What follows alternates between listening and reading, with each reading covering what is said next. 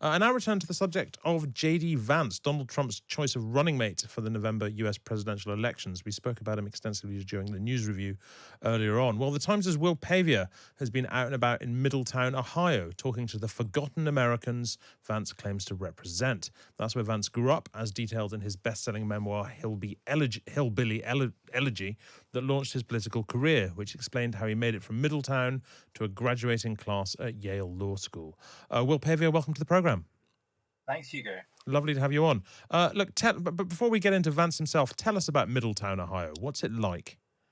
Well, it's a small town about halfway between Cincinnati and Ohio, and it used to be a steel town. And the reason that JD Vance's grandparents and many other people from Appalachia went there was when they were going through sort of grinding poverty in Appalachia after the Great Depression. A lot of people drove north. One fellow told me that his grandparents used to say that when you ran out of gas, you stopped. And Middletown was apparently on the way. So some people went to Detroit, to the sort of car manufacturing places there. But quite a lot of people went to Middletown and they settled in this steel town and they worked in the steel mills. And they found a better life there. And is it today? I mean, how affluent, how deprived does it feel at the moment? So it has the look of a sort of faded industrial town. So there are sort of in the centre, you've got a sort of high street that's full of these sort of rather grand old brick buildings that have sort of blank faces at the bottom of them, where a shop would once have been. And then you've got these sort of rather kind of, you've got some parts of town that I have to say are very affluent and very look quite wealthy. The place that he was from, he's from a sort of quite large suburb, sort of small houses. A lot of them have been redone and they've repaved the roads, but it's sort of, I would say, lower middle class, kind of working class kind of area. But it didn't seem like an area that was terrifically deprived. I spoke to a councilman from Middletown who said that it's the steel mill is expanding and they're building arc furnaces and there are more jobs. Everyone seemed to say that you could get work if you wanted it there.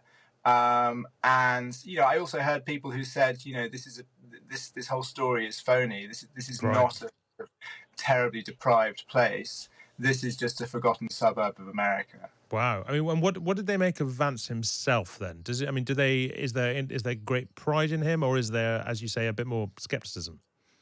So a lot of people, especially on his street, were quite proud of him, and sort of talked about it as this sort of great American story that you can come from anywhere and go anywhere. I think a lot of people also sort of couched it fairly carefully and said things like, well, he was telling his story, in other words, because there is a slight sense that he might have sort of tarred Middletown. The only reason that he heard of Middletown is it's this dreadful place that he escaped from. So there were people who said, well, everyone has a personal story, and there were also people who said, look, we knew that there were lots of drug problems around. And also that his story was true. Lots of people knew his mum. They knew his grandmother was this incredibly sort of fiery character who kept him on the straight and narrow, and also seemed to have kept everyone else on it too. So I think there was generally a good deal of sympathy for him, and I suppose pride that he might be the next vice president. There was plenty of Republican voters in town. Butler County is quite a conservative area. I met quite a few Democrats on his street, I must admit, but there's a sort of, I would guess, a mix of people there. And I mean, a lot of people said to me, I don't agree with his politics, but I really like the book. But yeah, sure. Well, I mean, the book seems to be quite different from his politics, particularly lately. Look, he wrote in the book, Americans call them hillbillies, rednecks, or white trash.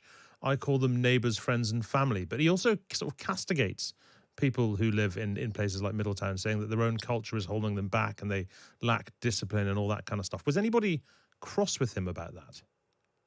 Yes, there were one or two people I spoke to who and I must say less so in Middletown, but certainly in Jackson, Kentucky, which is the sort of the spiritual home for JD Vance. It's where his grandparents came from, and it's sort of in one of those very very poor kind of Appalachian hill towns. And I remember I spoke to one lady who said, I got about a few pages in, and I just put it down because I got so angry. And she was like, I read books, she said.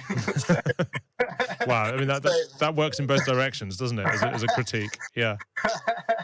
but I spoke to someone who sort of said, this was clearly a political story. I must admit, this fellow was a politics professor, and he said, he said it's a sort of, a diatribe against working class Americans seasoned with a dose of Fox News. I mean, he felt that it was a very political book.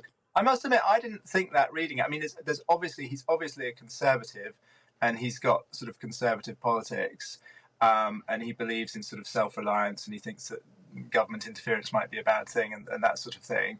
But there's a very clear reason that he thinks that in the book, which has to do with, he might have been placed in foster care. Yeah.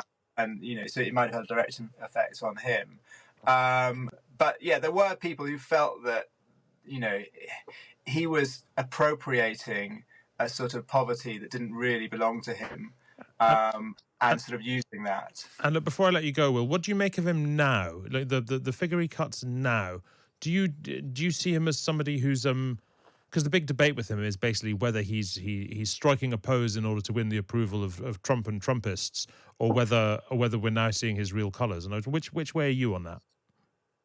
I find it very confusing, I must admit. I mean, it does seem sometimes when he's talking about Donald Trump, and when he's appealing to Donald Trump's voters, it does seem to sort of cut against the message of hillbilly elegy. I mean, there was a moment at the convention where he talked about his grandmother having 19 guns stashed around her house, and everybody cheered and chanted USA. And if that anecdote had been in hillbilly elegy, I think it would have been a negative thing. Yeah, of course. We are sort of these people who are too aggressive and overly defensive, and we, it's stopping us from advancing in the world. But at the convention, he sort of cast it as this wonderful thing that she had all these handguns, that were fully loaded, that were in her silverware drawer. So I do find it a little bit confusing. And I suppose it is possible that he believes, actually, and this is sort of what he said, that he says that he looked at Trump and, like many other people like him in 2016, and saw the style and were repelled by it. But actually, once he was in office, they actually rather liked the economic reforms and the sort of slightly more isolationist foreign policy. And so, they see Trump almost as a sort of means to an end, which I think sort of squares with what he said originally when he didn't like Trump, that maybe he was a means to an end as well. Yeah. So I suppose you might see him as someone who's allied himself to Trump because it's politically expedient. He certainly did that in order to win the Senate in 2022. And how comfortable is he in a Trump administration? I do find that tricky. I think he seems to think that intellectually there's a justification for it, but we better leave it there, Will. Thank you very much indeed, Will Pavia, and it's a fascinating piece and fascinating to hear about. Thanks very much for joining us. That's Will Pavia there from The Times.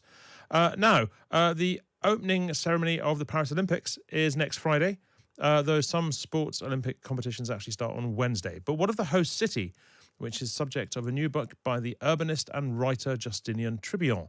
The Zone, an alternative history of Paris,